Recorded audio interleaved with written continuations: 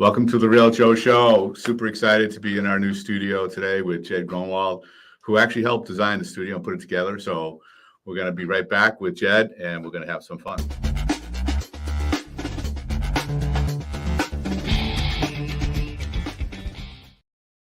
Hey, Jed, thanks for coming on the show. You're welcome, Joe. It's great to have you. You're not a stranger to the camera. I know a lot of people probably out there saying, hey, I recognize this guy. You were on HGTV for a little bit, right? Why don't you give it a little quickie on that? Very short little bit. Yeah, we did have a pilot project that we did where we renovated a house and they did the whole deal. We shot a whole episode.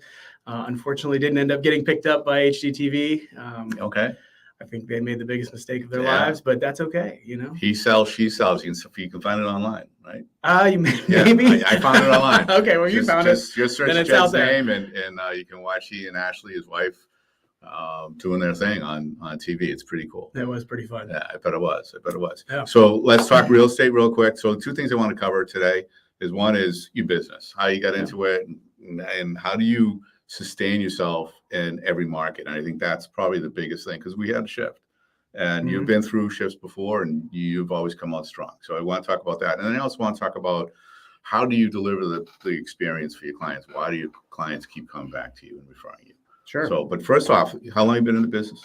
A little over 20 years. 20, all right. Yeah. 20 years. I know. How is that possible, right? I mean, I look like a young man. 25, but yes, been licensed a little over 20 years. And so that you started early time, so you 2002, whatever, right around there, and you've been through some great times, some roaring times, some challenging times as well. And so, how did you start? Like, what was your first foray into selling? Oh, man. Well, so my dad and I both started to we wanted to get in and fix up properties. He had a background doing that. He was an airline pilot, but I had a technical computer background, but we both liked that building construction side of things. So he and I started buying and selling houses and going and getting all the different education that is out there for that. We were flying all over the country, learning as much as we could. But in the end, you just have to come back and apply that stuff and do it. And so I realized as we were buying and selling our own houses that the people that were buying from us weren't being represented terribly well.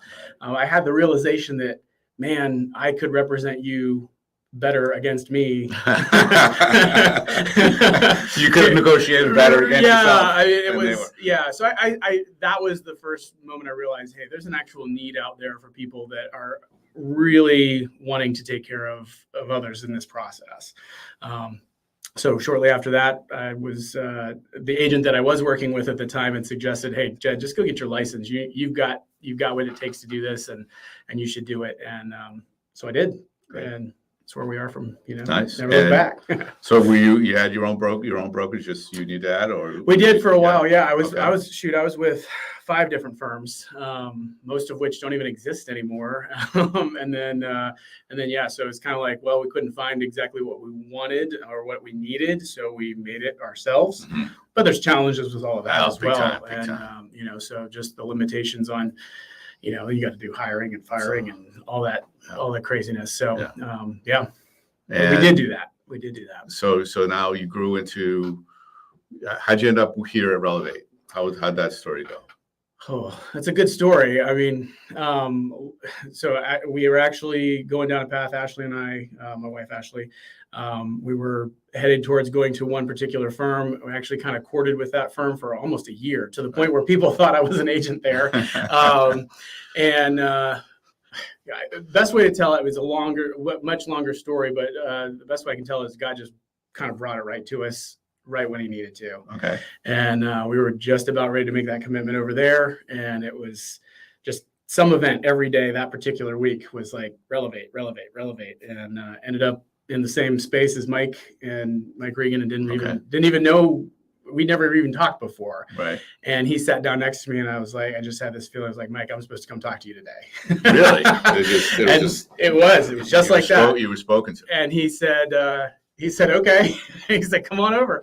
And we ended up talking for hours. And it was just one of those things that what we had been looking for over a year was basically just laid out right in front of us over the next couple hours. So, right. Yeah. And you've had a lot to say and a lot of input in making what we have today here at Elevate. Yeah, it really is. It's really an incredible place because it's not like any other firm out there. The philosophy that we have here is one of collaboration, and most places, even if you're collaborating with each other, you're still competition. That's right. Right. That's right. And that's something that we protect very carefully here. We don't compete for the same clients. That's right. And because of that, then we can really legitimately help each other. So if I have a good idea, we can all benefit from it. And therefore, I mean, I have a few good ideas, but when we have a lot of people, we've got a lot of good ideas, and I benefit way more than just what I can come up with on my own, for sure. So let's talk about the bumps. Yeah. So I'm sure you're doing I shouldn't say this, but I imagine you are doing business differently today than you were in the beginning. Totally. And so how did you go from the bumps to, I know right now you're working by referral. What did you do before all that, and how did you get to it? I've done it any way you can possibly think of, because real estate in general is hey, do what that guy does because he's successful, right? Well, who says that that's the best way to do it? But do these things work? Sure, they work. They could be very hard. I mean, calling expired listings, that's a ton of fun. People that just didn't get their house sold, and now they're getting 12 phone calls from somebody. Before the guy picks up the phone and say hello, he's already saying no. Yeah, it's like, I don't want to talk to you. And who can blame them, right? Like that's not fun. So we did all those things, but there was no consistency in any of that. Totally different now. Right. Totally different. Right. And how was that transition? Because it's difficult going from zero, working certain ways, door knocking, whatever it is that you're doing, to building a sphere of influence and getting business from that and the referral basis. Well, the beauty is I kind of didn't even realize, I mean, I always, of course, love referrals, but to have a systematic approach to building that sphere of influence and being able to relate to people in a way that, like, I bring value regardless if we're doing a real estate transaction or not. Right. So that really actually speaks to my personality and just my general nature on a daily basis. So it was really refreshing to know that, you can just have relationship with people. You don't have to go and do all these sales tactics to try to get clients. Right. So you have that, if you have a working relationship and they see the value in what you bring from an advisory role, then when it's time to transact, it just makes sense. Yeah, that's one of the biggest fears and concerns a lot of agents have. They feel like they're selling their friends and family and people that they know. Yeah. When you have it right, you're advising them, you're giving them information that's going to help them, whether they work with you or not. Absolutely. Yeah, absolutely. And that, and that's just kind of you do enough of that to provide value to folks, like the business just comes. Right. It does. And so, yes, we have to do certain things consistently over time, but there's not necessarily like, I made this phone call, so therefore I got this piece of business, right? Some of that happenstance happens to occur, sure, but more of it is just you take care of enough people long enough, and the business will come, because there's a trust relationship that's built.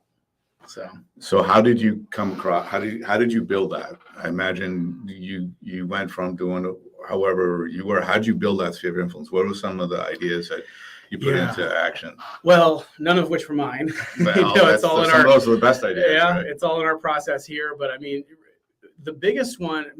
We all know a bunch of people just in in our day-to-day lives. We know a bunch of people, but do they know that you're doing real estate specifically, professionally, all the time? Like, that's your business, and that's what you do, and that's your passion, that's your education, and that's your experience. Like, so do they know that's what you're bringing to the table? So a lot of it was just from the beginning was start with the folks that I already knew and just making sure that they understood that that's what I do. A lot of people that I would have assumed knew what I did not know. They didn't know that I help people buy and sell houses. They're like, oh, well, don't you renovate houses? Well, yeah, I do that.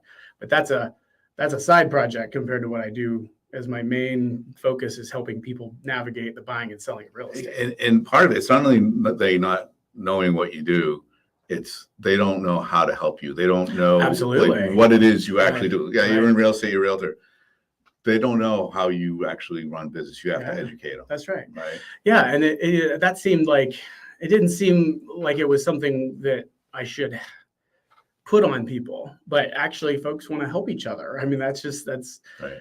when we're having healthy relationships, you want to help the people that you know and you care about. And so if you know that that's what I do, and I'm asking you to send those folks to me, then generally you're going to do that. If you trust and you trust that what I do is good, right. and that, whether I've walked you through that outcome or not, if you can see evidence that that's the case, I'm going to take care of the people that you send to me.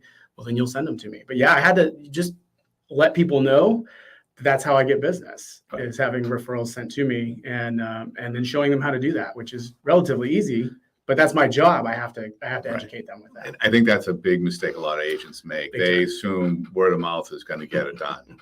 Just because they're on Facebook, just because they're talking to people, just because they're wearing their name tag, and people know they're in the business, that's going to build it. And that's not the case. There's a lot of assumptions. You said assume. That's right. it. Man, there's a lot of assumptions, even with people. And I've had that where I've made assumptions with folks that I know, and then find out, you're like, hey man, I bought this new house. That's always a fun one to get. And you're excited for them on one side, but then on the other side, it's like, wait a minute, why didn't you call me? And I made assumptions instead of specifically talking about, hey, when you're ready to do this, let's, are you wanting to work with me on that? Just so there was clarity, right?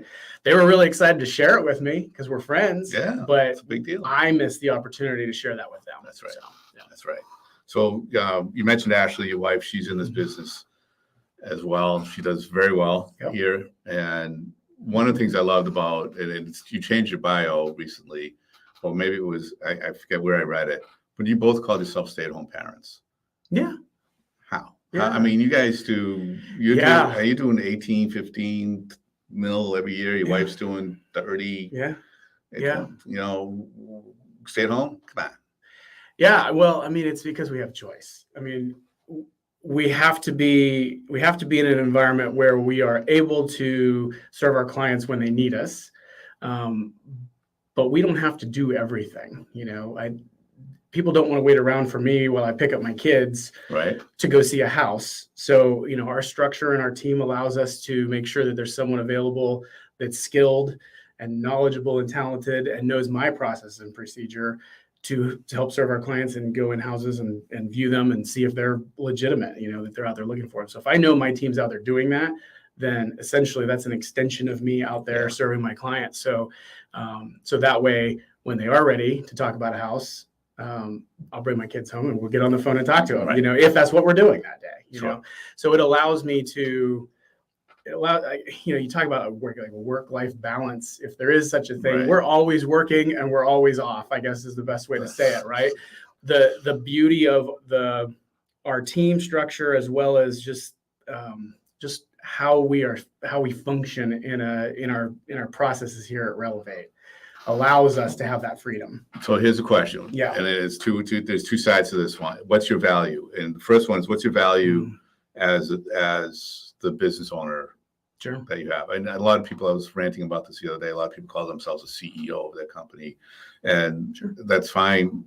You don't call yourself that, but you actually run your business like a CEO. Yeah. So, well, I think that's the first mistake of most real estate agents, is that they don't realize that they are running a business. It's not. A lot of them aren't. Functionally they aren't. In their minds, they think they are. Right. But it is a business, and it's a people business. So there's a management of relationships that need to occur, because we owe things to the people that we're serving, right? And we owe that consistently. So if we're not structured to do that, then we're really falling down on our job as the CEO of the real estate business. Yeah.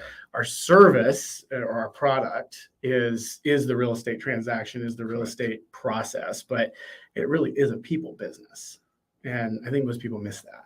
It's true. So you, as, again, I pull this off the topic a little bit, but you, as your value in your business, what is your biggest value? What would you say that is? Well, in the business. Not from your business, running your business. What's your most important thing? Like from the perspective of, this is what I bring to the table, or this is what's most important to me about having my business? No, what's your most value in, like, doing your business? Where do you provide the most value to your business? I feel as though I have the ability to see missing components. Okay. All right. So that's hard to do when you don't have a standardized structure. right? But if you have a standardized structure of things that are measurable, then you can see where there's problems, right? Mhm. And then you can address those problems, you can implement solutions, and then now you have a new measurable procedure that you can track and follow. And so I think I can poke holes in things all day long, Right. but I have to have something to work with in order for that to function well. So I don't know. I feel like that's that, and just random problem solving for things that come up that are out of order. Right. That I'm. Well, I think you also said it too. It's the people business and it's your relationships, right, and that. Right. That's also a big part of it. So being able to just jump in and solve problems for my people and for my team, I think that's what I bring to the table most. Yeah. So you're not actually you're able to see it ahead of Yeah. time. You're not like buried in it. Right. Yeah, I'm definitely higher view, looking down, kind of see the big picture in most cases. I mean, Right. details are really important. Don't get me wrong, but seeing those details in the context of the bigger picture is pretty big too. So you have your team, and there are lots of models out there for the team. Relevate has their own model. That's right. When you look at it and I have this discussion with other agents, when you look at it from your client's point of view, what's the value in your team and the way you service them? Why do they keep calling you back and referring you many times? So I think anytime you have a team, it's a little confusing for your clients, at least at the end, the introduction of it, because it's like, well, wait, I thought I was working with you. So the important thing about our team is that you are working with me, right? And I think that's the biggest challenge with other teams, that generally not necessarily handed off, but kind of handed off. Yeah, right. Often that's the case. Yeah. And then that person's never really back in the scenario. But the way that our team is structured, it allows me the freedoms from a logistical perspective to not get stuck in all the details, so I can be available for my clients all the time. Right.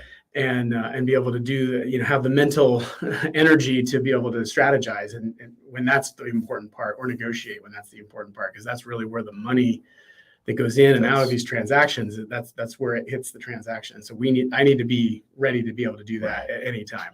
And that's what our team allows us to do. So that's the value I think that I bring with the team, and the clients that understand that, once they realize, oh, Gary shows more houses than Jed does, I'd rather be out there with him. I'm going to be asking certain questions of, for the negotiation purposes, but Gary's looking at the specific, like, is the plumbing proper in this house, and that only comes from experience and understanding those specific details. And that's why he does that part and I do what I do. Right. That's smart. Yeah. And I think that's a misconception with a lot of agents, where they feel the value is driving the client around and opening the doors and doing all that. Yeah. And sometimes they miss a lot of opportunities along the way to make that experience even better. Well, and I think most clients, that's what they would expect, because it's time and interaction. Right. But ultimately, is that time and interaction what gets you the best deal or gets you the most money for your house when you go to sell it? No, it's not. Right. Is that great? Absolutely. I love spending time with my clients, Sure. especially, I mean, most of my clients are my friends also. So I would choose to go spend that time with them. But is it the best thing I could do for them at that moment in time? Not necessarily. Yeah. Right. So putting the right person in the right position to serve our clients well, even if they have a expectation that I'm just going to be there and all of those things, if I have the professional there, that's better than potentially even though I've been doing this 20 years, I'm still a novice at certain aspects of this business, right? So I bring the professionals in that need to be there at that time to help serve the client all the way around. That's fantastic. Yeah. That's fantastic. So we're going to come up close to time here. There's one thing I wanted to ask, and this is just hearsay on my point, but I heard that at one point you and Ashley both went away on a mission or a sabbatical, some sort, for a decent amount of time. Tell me about that, and what happened when you came back. So Ashley and I are involved with an organization that Freedom Global, that serves underprivileged kids in Kenya. And there's a girls' school that's been set up there. So the first couple of years that we went out there wasn't really a way of communicating back here. Right. So we would literally go off the grid, which generally we don't do. We do take vacations, but we're usually, we have our phones and stuff. But at that time, there really wasn't there wasn't a way to get connection at that point. So you're both in the business. You both have businesses going. Absolutely. Yeah. But yeah, I mean, normally it would be something we would have done anyway, but I've been freaking out about how to take care of my clients. And the best part was the team was like, get out of here. Awesome. We got it. So because we're all collaborative, our sales agents that are here that work with me were willing to jump in if my client service managers couldn't handle it. But of course they've been doing it as long as I have. So they know what's going on. So, right. Yeah. So we were able to do all of it. That's amazing. It was great. And you came back, everything was still humming. Kind of better than when we left. That's scary. So, that's great. One last question. You've been named as one of the most interesting men in the world, and you don't often drink, but when you drink bourbon, what is the bourbon that you drink? Oh man, right now, I think my go-to is Smoke Wagon Uncut Unfiltered. There you go. There it is. That's it. So we want to talk to Jed. He's got a phenomenal team. He'll get it done for you. He's been in this business a long time, knows many aspects of it. Give him a call or text him. And thank you for watching. See you next time. Thanks, Joe.